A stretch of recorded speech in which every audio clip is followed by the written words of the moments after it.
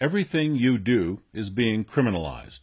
For instance, if you don't handle your bank deposits and withdrawals in a certain way, you can be imprisoned, and your entire bank balance can be confiscated. If you happen to transfer an amount over $10,000, you will be reported by your bank to law enforcement as a criminal suspect for nothing more than having and moving $10,000. If you transfer your funds in smaller amounts, you can be accused of trying to avoid the $10,000 reporting rule, and you can be imprisoned, and your bank account can be confiscated because you transferred amounts less than $10,000 at a time, and that's been defined by your government as money laundering, a crime. This is real. They're actually confiscating property when they think you have too much, prosecuting you when you don't have enough. Many things that normal citizens do with their money every day have been arbitrarily classified as crimes. And whenever crimes are involved, confiscations and prosecutions are right behind. Criminalization of your harmless behavior is a favorite pastime of your elected officials and public servants. Your personal management of your personal property, whether that's money, land, your car, or credit card, has been regulated by tens of thousands of laws. They don't teach those laws in school. They don't provide convenient access to those laws online. But they tell you that your ignorance of those tens of thousands of laws is no excuse for violating them. Prosecutors like to brag that because there are so many laws, they could prosecute any American on 3 crimes a day anytime they wish. I promise you, you are not compliant with the law. I promise you, you are a criminal according to our current legal framework. And this is what so many people seem to have a hard time believing. If you are charged with a crime in the United States, you are 5 times more likely to be convicted and imprisoned for that crime than in any other country in the world. You can point out any authoritarian police state warlord dictatorship on the planet, and the USA has more people per capita locked up in prisons than that country. 5 times more on average. The United States is the imprisonment capital of the world, with 5% of the world's population and 25% of the world's prisoners. So this nonsense of the United States being the world's most free and open democracy is what propagandists call the big lie. The United States is neither free nor open. So how have we lost so many of our freedoms? Our public servants and bureaucracies no longer seem to be concerned about protecting our freedoms and serving the public. They now seem to have the idea that they are supposed to make money from us. In government, that's not hard. They simply take it by force. If you could do that, you would probably look for new ways to do that every day, just like government is doing to us now. One of the easiest ways to rob people is to call them a criminal. You see, no one in society seems to care if you rob or tax a criminal. And when government calls you a criminal, everyone else just goes along with that. So government constantly and continually makes laws and regulations so they can call more people criminals and take more money from more people every time they criminalize more things. Penalty and confiscation revenues are now a major portion of most federal, state, and local government budgets. Permits, licenses, penalties, fines, fees, confiscations, and taxes are all the same thing to government. More for them, less for you. Of course, they'll pass some of this money back to you in petty benefits just to make sure you keep voting for this system. Whether you get government benefits or not, you are throwing a major portion of your income down the black hole called government, and they are constantly changing the rules to raise the ante. There is no limit to government greed. Institutions have no morality. Taking your money is good, not taking your money is bad.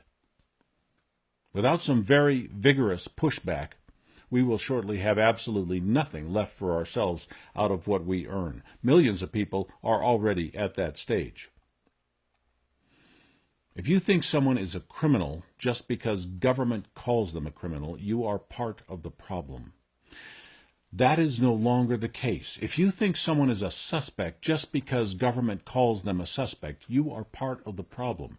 Government is creating a new criminal offense literally every day, more than 400 a year, every year, and the rate of criminalization of normal, harmless behavior is accelerating as fast in the USA as ever has happened in any totalitarian regime in history. Government turns people into criminals for profit. The terms suspect and criminal no longer mean anything.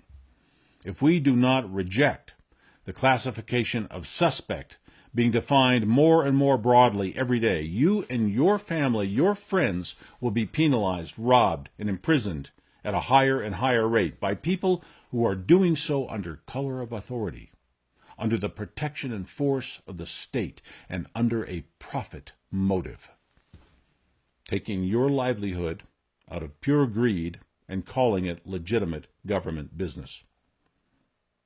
You cannot call the cops when the cops are robbing you. It is no good to write your congressman when your congressman is robbing you. And they love to brainwash us. They talk about paying our debt to society. The criminal does not have a debt to society or to government. The criminal only has a debt to his victim. When was the last time you heard of a court taking a fine and giving it to any victim? Judges actually put a portion of the fines they take into their own pension funds. Would you say they have a conflict of interest here? When a judge sees you walk into his courtroom, he cannot see you. He can only see dollar signs. If we are ever to have justice in this country, we are going to have to look at the concept of crime very differently. We are going to have to insist that in order for something to be truly criminal, there must be a victim filing a complaint or claim. There must be an injury, damage, or loss caused to a human being which requires remedy. If there is no injured party, there is no crime, and there is no criminal. I know that our laws, codes, and regulations say differently, but the moral and legal principle on which our country was founded, if you have not caused injury, if you have not harmed anyone, you are innocent, and you may not be penalized. No injury, no crime. No crime, no penalty. Media propaganda says we are all criminals, and we must be spied on, controlled, and penalized constantly so we will all behave ourselves, and chaos will not erupt spontaneously. Education, law, and government has trained us to think that any behavior is criminal if there's a law, code, or regulation calling it that. Calling something criminal does not make it criminal, just as calling something fruit juice does not make it fruit juice. In order for you to have a crime, you must have an injury and the intention on the part of the criminal to cause that injury or some evidence of negligence where the injury should have been prevented. Believe it or not, rolling through a stop sign is not a crime. Speeding itself is not a crime unless the speeding is the direct and only cause of an accident. Whether or not speeding causes the accident, the crime is not speeding. The crime is causing the accident. Sometimes you can avoid a collision by speeding. Speeding itself is not a crime. By telling us that speeding itself is a crime, government takes hundreds of millions of dollars from drivers every year, in most cases when no one was injured or damaged in any way. Sure, speeding is often hazardous, but the proper way to deal with that is to penalize people who cause an accident by speeding, not by penalizing speeding when there is no accident. Penalizing behavior for behavior's sake is simply a way to cast a huge net over society and penalize and rob millions of innocent people every day without providing any real deterrent or public benefit. It is pure theft and massive unjust government enrichment. Some countries have experimented with doing away with traffic laws altogether, and traffic accidents did not increase at all. What prevents accidents is good highway design, markings, signage, not highway pirates robbing you for your behavior. It's a simple human nature. It's stupidly obvious. People do not want to have collisions on the highway. We're going to try to avoid that, whether or not government is sending out squad cars of revenue collectors to nab us. If we're informed that texting and driving is a terrible hazard, we will adjust to that and try to keep from killing ourselves. We don't need laws, we simply need information. But just giving us information does not make government rich. Making government rich is the new and exciting fad that our government discovered for itself back about 30 seconds after government was created. The idea that society would be a chaotic, crime-infested hellhole unless you have police, government, and piles of laws is a ridiculous lie. The most peaceful civilizations in history were those that had no government, no laws, and no police. Most of us simply want to live in peace, and we do not need a police state to calm us all down. Yeah, we can be paranoid, we can fixate on all the dangers in life, we can allow a quasi-military assault force to make us all feel safer. By doing that, we are letting government pretend they can eliminate all problems in society by punishing and fining any behavior that they decide is risky or inappropriate. That is a major problem, because that means we can be punished for doing anything the government calls risky or suspicious. The government can take our money by telling us we are behaving badly. Government has turned that into a growth industry. There's no limit on what government can call bad behavior. There's no limit to the amount of money they want to take from us. This has become a major problem for society. In case you have not noticed, government is out of control, and you cannot manage your money freely without risking being put on some suspect list. This is a major defect in our civic structure. Our government can use its authority and monopoly on violence to enrich itself. We have been brainwashed into regarding everything government does as legitimate. It's no wonder they're taking our money. We're letting them. We're not objecting. We're not resisting that. Government, which should be challenged constantly, is hardly ever challenged because government tells us they're always right. Anyone can tell you they're right. Does that make them right? Never be suckered into the criminalization propaganda and mindset. Never view someone as a criminal for simply being called a criminal by government, or for harmlessly disobeying a behavioral dictate made up by a bureaucrat. A few basic rules are always a good thing, but we are way, way past that now. It is not the business of government to make judgments on our harmless behavior, and government needs to be told that. Here's how to keep your perspective on who is and who is not actually a criminal. If there is no injury, no victim, no damage, no violation of rights, no loss of property or opportunity, then there is no crime, and there is no criminal. Carrying a bag of marijuana is not a crime. Giving drugs to children is a crime, because drugs are harmful to children, and the harm can be seen and recorded as evidence. But unfortunately, when something can be harmful, government does not just criminalize the harm. They love to criminalize everything associated with the harm, so their net of fines and penalties can be cast much farther, and government power can be made absolute. Putting solar panels on your property without a permit is not a crime.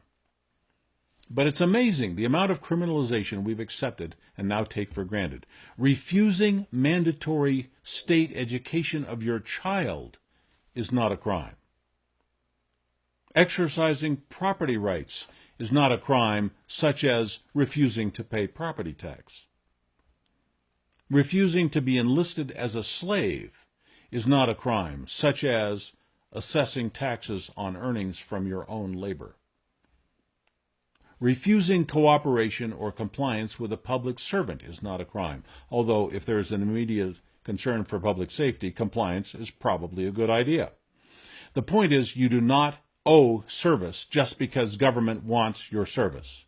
You are not a criminal just because government or the law says you are.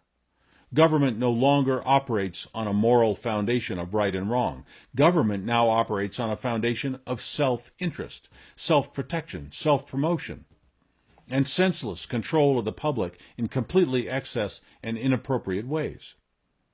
This may go against your view of how to make an orderly society. Nazi Germany was an orderly society.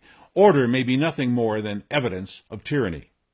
Order may be nothing more than the prohibitions on freedom, the elimination of rights, and the suppression of liberty. You are just as unsafe when things are too orderly as when they are disorderly. In fact, you are far more danger when the state is committing crimes against you than when we are all simply trying to get along on our own terms without state control. Civil forfeitures by law enforcement, the wealth that government outright steals from the public now exceeds all the money and property stolen by non-government thieves and criminals every year. Let that sink in. All the damage done by civilian property crimes in the nation is now exceeded by the damage done by supposedly legal civil forfeiture. Civil forfeiture is theft committed by the state, and all they had to do was pass one simple law saying that was okay. This is what happens when no one's questioning the legitimacy of government. We are no longer overseen by the limited and morality-bound government of the past. We are now overseen, ruled, you might say, by an enemy, a very hostile and powerful enemy who has targeted what we earn and what we have for seizure by any means possible. And when you are the government, everything is possible. They have openly declared war on us by civil forfeiture, by unlawful searches and seizures when we use air travel, by mass surveillance on all of our digital devices, by IRS theft without due process, by taxing the most basic right, the right to own property. Government has declared you are nothing to government but a place from which to steal money. How safe will you feel when the police find a reason to suspect your car was used in a crime and they seize your car in a traffic stop? It happens every day, and no one's even charged with a crime. They just take somebody's car. What would you think if that happened to your neighbor? We can turn against people we know just because government tells us to do so. Your neighbors, family, and friends, and even strangers on the street are not criminals unless they have intentionally caused injury, damage, or loss to another human being. They are not criminals just because a corrupt and greedy government calls them criminals. True criminals are a very rare thing. If there's no injury, damage, loss, or violation of rights, then there is no crime, no criminal, and no legitimate authority by the state to penalize, fine, tax, license, certify, obstruct, or prohibit anything. You are not made safer by allowing your government to punish everything in sight. We must learn to protect ourselves for a change, and tell the government to stay out of our affairs. Only when we are all recognizing the dangers of statism and authoritarianism and demand that our government stay inside a small and well-defined box can we stop and reverse the very obvious current trends towards state tyranny, control, and the wholesale impoverishment of society. Our government has now admitted that it conducts unlawful mass surveillance on every American. But our government does not prosecute itself for its crimes. Crimes committed by government are utterly without deterrent. When they are exposed as criminals, they don't even stop committing the crimes. Tell me this is not out of control. Through your credit cards, your smartphone, your household electric meter, on nearly everything you do, government is collecting, a high-resolution diary of your minute-to-minute life from the day you are born to the day you die. All they have to do is look at what you are doing and call it a crime, and you are then owned, controlled, robbed, and persecuted by an out-of-control state apparatus full of amoral bureaucrats who simply want to take your stuff. Like magic, government can criminalize anything we do. But we must shove that magic genie back in the bottle. We must demand more affordable government, more ethical government, less authorized government, less government overall, and we must replace it with government that is more interested in providing service to us than enriching itself on us. We must make this a common theme in our daily activities. We must talk among ourselves to determine how we will accomplish this or attempt this. We have a lot of that work to do before we will ever get back to anything we can call a free country. Does this country belong to government or the people? We can clearly see that if we don't decide that ourselves and take some action on that decision, government decides that for us. And when they do that, we lose. Government will always take from us as much as we let them take. The only thing that will ever limit the size and greed of government is when we, you and I, all of us, stand up and say no more.